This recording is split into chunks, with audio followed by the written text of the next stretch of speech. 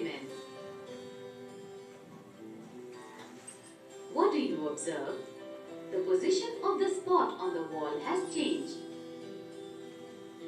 This activity suggests that mirror changes the direction of light that falls on it.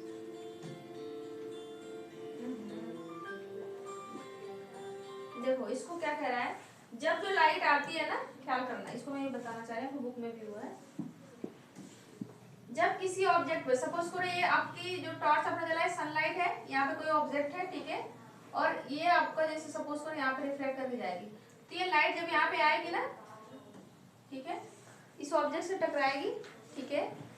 अब इसके बाद ये reflect करके फिर यहाँ पे आप, जैसे आपकी आंखों से तभी आपको दिखेगी वो ऑब्जेक्ट, जब यहाँ पे आके वो रिफ्लेक्ट कर रही है, टकरा रही है, वो फिर स्कैटर करके जा रही है, आपकी आंखों में पड़ रही है, तो इसके बाद आपकी आंख जो आईज है वो किसी ऑब्जेक्ट को क्या करता है, देख पाता है, ठीक है।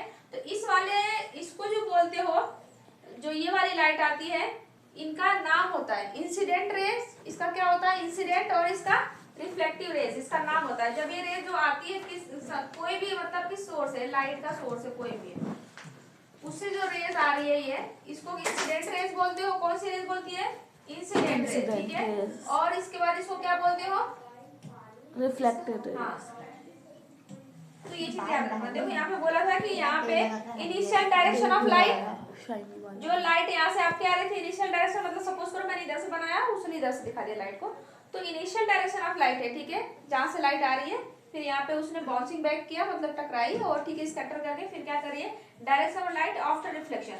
अब आफ्टर रिफ्लेक्शन के बाद वो रिफ्लेक्ट करके इस डायरेक्शन में जा रही है, ठीक है।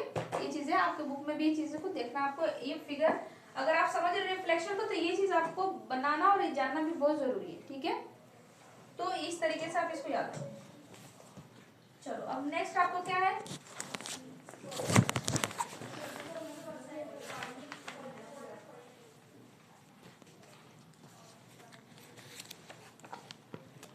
ये तो हो गया।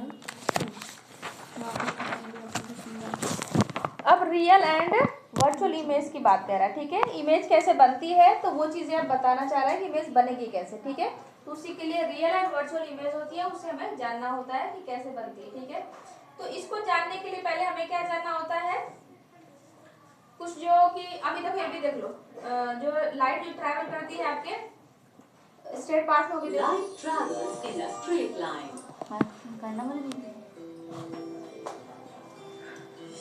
You must have seen shadows of trees, buildings, vehicles, and many other objects. Shadow is an area where direct light from a luminous object or light source cannot reach due to obstruction by an opaque object. When an object blocks light, it forms a shadow. Let us do an activity to understand how light. जब light क्या कर रही है, अगर suppose कोई object light के पास वो क्या कर रही है, अगर वो ब्लॉक कर रही है, उससे क्या बन रहा है, एक शैडो बन रहा है, ये कह रहा है ना, उससे क्या हो रहा है, लूसेंट। और आपका ये आप कॉन्सेप्ट समझते हो, पहले Let us do an activity to understand how light moves. Take a piece of flexible PVC pipe. Light a candle and fix it on a stand. वो जो आपने Now, लास्ट किया है ना, place the candle stand on a table at one end of a room. Standing at a distance from the table, look at the candle through the PVC pipe. Adjust your position so that you are able to see the flame of the candle through the pipe. While holding the pipe with one hand, bend the pipe a little with your other hand. What do you find?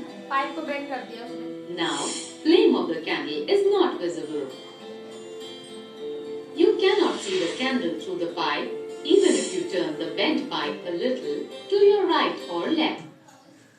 अभी बोला था ना कि light क्या करती है, एक straight path में ट्रेवल करती है।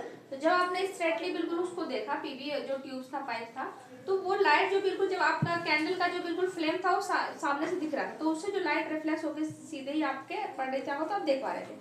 लेकिन जब आपने पाइप को थोड़ा सा बेंड कर दिया, ठीक है, बेंड किया, तो वो जो सीधे आपके लाइट में जा ही नहीं रहा, जो आप उसमें नहीं देख पा रहे हो, जो फ्लेम जल रही है उसमें देख नहीं रहे हो, तो जब आप वो ऑब्जेक्ट से लाइट ट्रैवल ही नहीं कर रही है, मतलब कह रहा है कि वो जब ट्रैवल करेगी तो स्ट्रेट पाथ से ही करेगी, ठीक है। इतना आपको समझाने की कोशिश किया इस वाले एक्टिविटी से, कुछ चीज समझो। तो आपने जब उसने बेंड कर दिया पाथ को, तो वो ट्रैवल नहीं करे लाइट प्रॉपर्ली, जिससे रिफ्लेक्शन नहीं हो रहा, जिससे आप क्या करो, उसको नहीं देख पा रहे।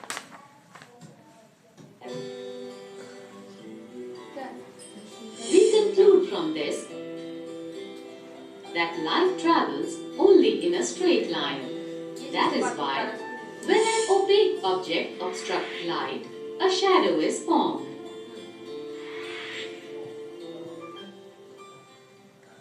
ओपेक और ट्रांसलूसेंट बोला है। ट्रांसलूसेंट और ओपेक ऑब्जेक्ट क्या होता है, मतलब पता है? Transparent, translucent, opaque. तो क्या है, बताओ डिफरेंस। ट्रांसपेरेंट होता है जिसके आर पार हम देख सकते हैं। ट्रांसल्यूसेंट होता है जिसके आर पार हम देख सकते हैं पर वो ब्लर होता है, और ओपेक जिसके आर पार हम देख ही नहीं सकते।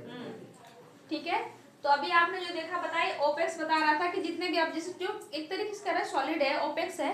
अभी इसी को क्या, ये इससे अगर लाइट आ रही है तो क्या ये लाइट ट्रांसफर करेगी कि इसका शेडो बनेगा? ये क्या है, ओपेक? ओपेक है कि क्या होगा?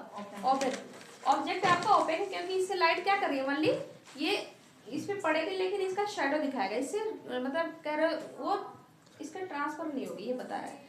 और ट्रांसपेरेंट जो होता है वो बिल्कुल आर पार दिखेगा, जैसे शैडो बन रही है। हाँ, मेरे शेडो बन रही, लाइट आ रही है, देखो, ठीक है। अभी ट्रांसलूसेंट क्या होता है कि जिसमें दिखेगा लेकिन क्लियरली नहीं दिखेगा, क्या होगा, ब्लरी दिखता है बिल्कुल, जैसे आप लोग वो देखते हो ना, वो paper, oily paper, oily paper. में देखते हो।